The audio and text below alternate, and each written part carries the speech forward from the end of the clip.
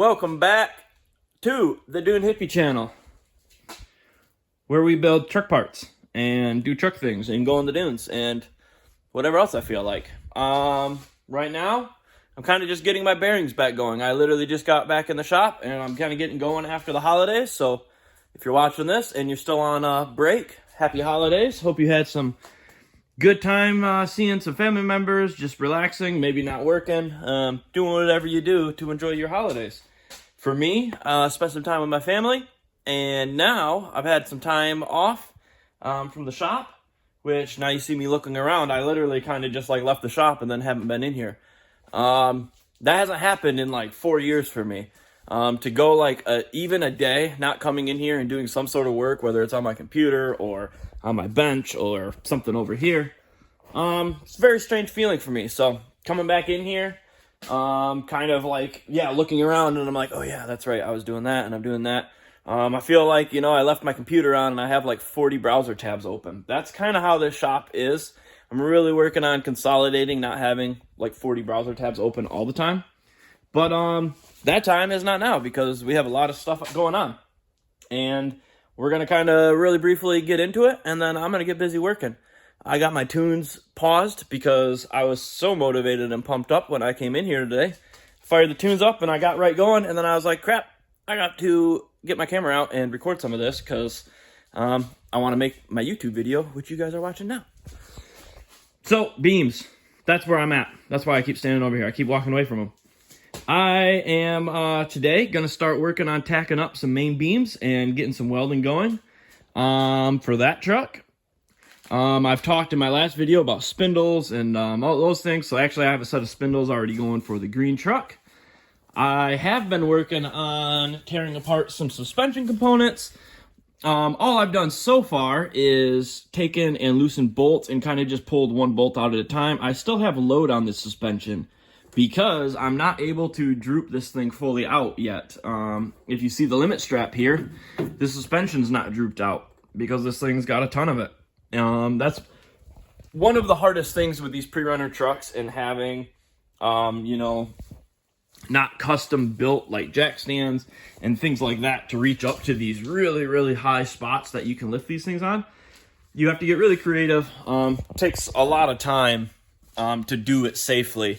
So for this truck, for instance, what I'm going to probably end up doing to be able to get this thing fully apart and diagnosed and worked on like we need to do, I am going to actually come in, drain the nitrogen out of these shocks. I'm going to pull the bypasses off.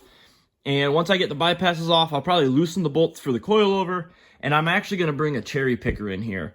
And I'll use a cherry picker to pick up this rear a little higher, get it off these jack stands, and actually let the suspension droop out so that way I can pull the coilover out of there. Once I do that and the shocks are off of it, then I can drop this thing back down and set it on these jack stands that I already do. I have some there and I have some there. And then I can actually go through here and really do a full inspection. I was hoping to get a little lucky and just pull some bolts out on what I thought the holes that are big and open ovaled out are. But that hasn't been the case. I did these uppers here. I kind of suspected the upper links here to be the problem holes. I've gotten to see one hole up on the frame yet, but I haven't been able to see the other side. And so far out of all the holes I've checked, just these uppers have the tiniest little bit of slop mainly on the passenger more than the driver. So we might be looking at adding weld washers to this axle on these upper tabs. But anyways, still need to confirm the uppers. So kind of getting I've already gone down that rabbit hole in the last video on what we're doing there. But anyways, I only got 2 arms, 2 legs, and I'm good for that. I don't need any more. But I can only do so much at one time. So that is kind of the focus. Right now, you know, my focus is going to be getting some work on both of these rigs done. So working on a set of beams for that. Working on figuring out the rear and taking off an ovaled hole problem. And then we'll be moving on to the other stuff. Simultaneously, we're also working on a set of knuckles. So anyways, like I already said, welcome back. You're at the Dune Hippie channel.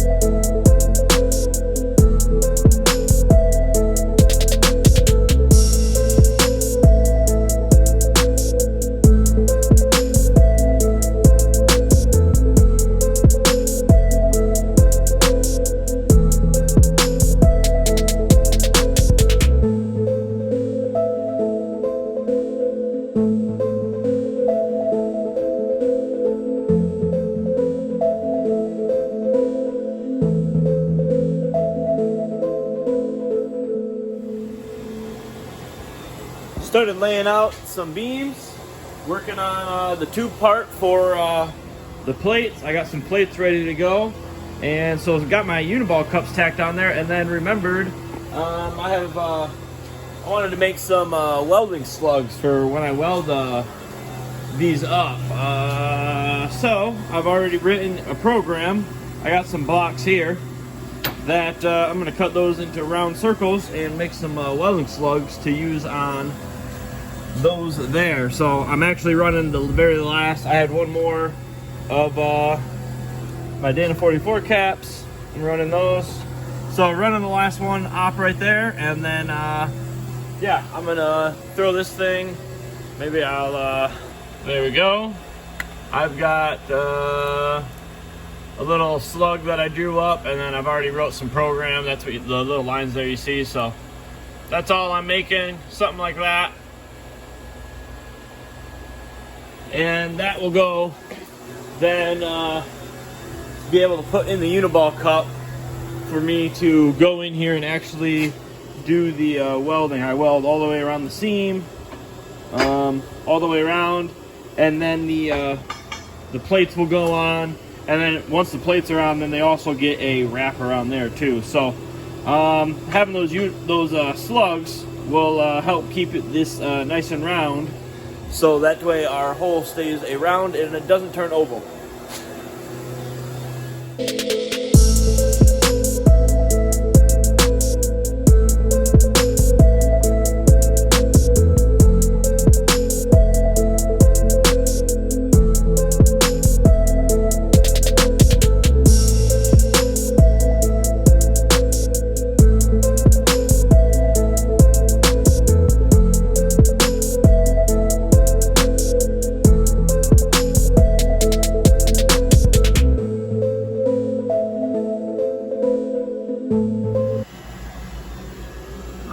Got my block in there, started working on my welding slug program, got it all loaded in, touched off, and just fired it up. And I actually just stopped it because I noticed I didn't quite clean up all my materials. So I'm going to drop my Z a little bit and then start up the program again and rerun this thing and let it run all the way out.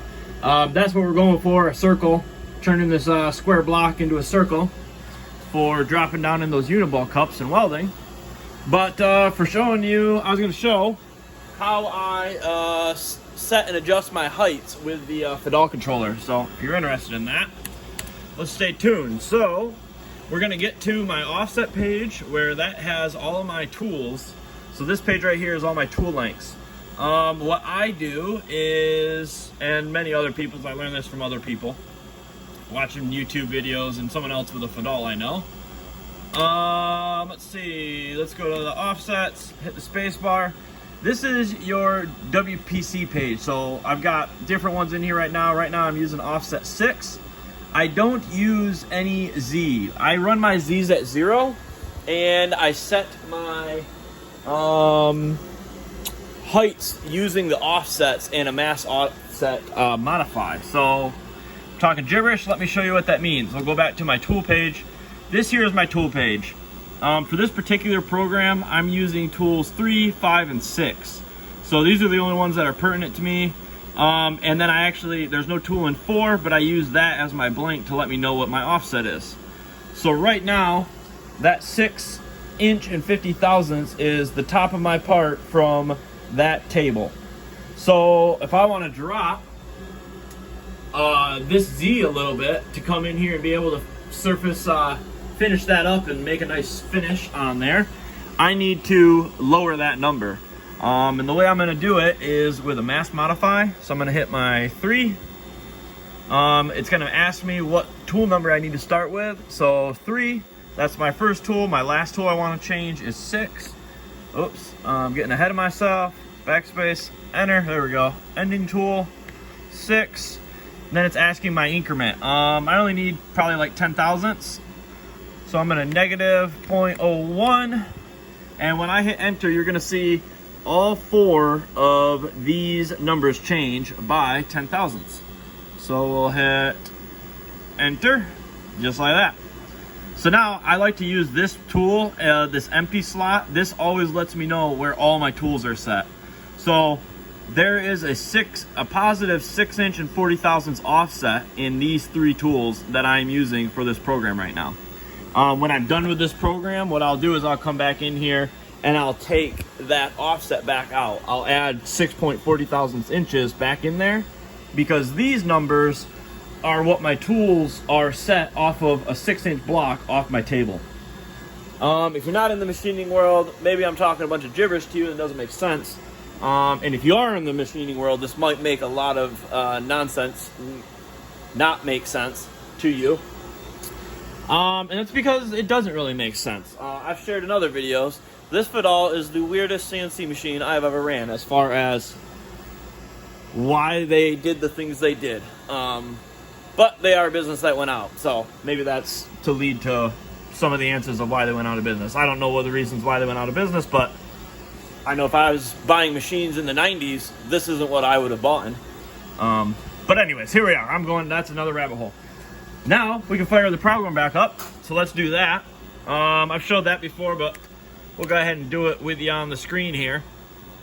So to turn on, I have one of the CalMotion aftermarket boards in here. What I'll do is to turn that board on, it's a command CD, 10. That turns my communication on with my board. Now I'm going to type in my program and do a drip feed. So 666.NC plus. There we go. Now it's waiting for me to hit cycle start on our program. I'm going to hit cycle start. It's going to come up. I'm already started running this program, obviously, but now it's going to come in and rerun it 10 thousandths lower. So we should be able to get rid of that little bit of raw finish still on there. Oh yeah. And that right there is about what 10 thousandths looks like coming off. Let's see if our spot cleaned all the way up.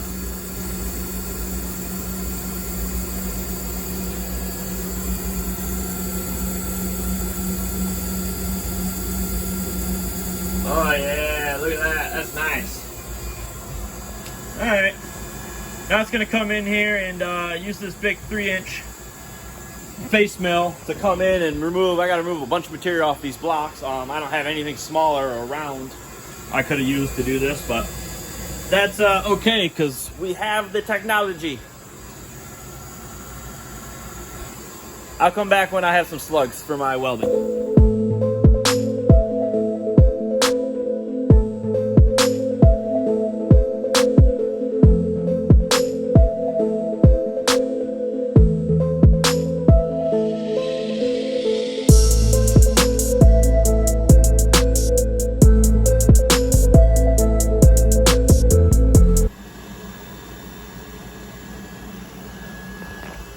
As normal, things were going great until they weren't. Having a little issue with my machine. It's decided it doesn't want to work anymore today. And I'm going to have to do a little bit of internet research, Googling, YouTubing, all of those things, because my ATC does not want to come to my spindle. It got stuck doing a tool change. This tool holder didn't quite line up with the dogs. It got stuck, which I've had happen before. And I went through the procedure of getting it all undone, which I didn't really film anything. I didn't think it was that big of a deal. And now for some reason, when I go to try to do a tool change or fire up my program, it is just faulting out. So I did do some quick looking. There might be a, what would you call it? A breaker in the back cabinet that I need to open and check out. But really for today, I really need to do some other stuff for work and get going, so it's kind of one of those things. I'm just going to shut it down for now because I got what I needed out of it. I was going to face the back side of this off and have me a nice slug for these, but now I'm just going to throw this in here and cut this hunk off with a Sawzall. I'll sand these sharp edges down because, let's see if I can show you here. I'll flip this up maybe like so. Alright, so this, just like that, this will slip in there. Once I cut this back off, it'll go down in there a little bit further, but that slug there will help keep this uniball cup from distorting and turning oval while I weld this seam up. I was going to make 2 of these and be able to knock both of these out, weld them, but now I'm just gonna have to take my time and use the one because my coworker doesn't want to work anymore. So I'm gonna get this shut down. Stay tuned for a future episode where I tell you what I did to fix this in the future.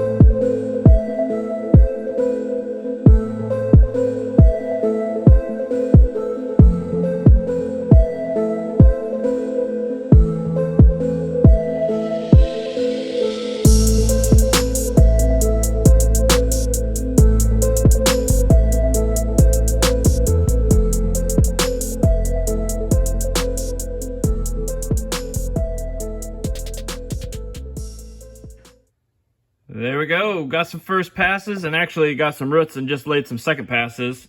Already did that one, but yeah, only have the one slug, so I'm doing one at a time. But you can see that slug sitting in there nice. Just finished this one, gonna let them cool down. And that does it for me for the day. I'm gonna go inside, have some dinner with my family.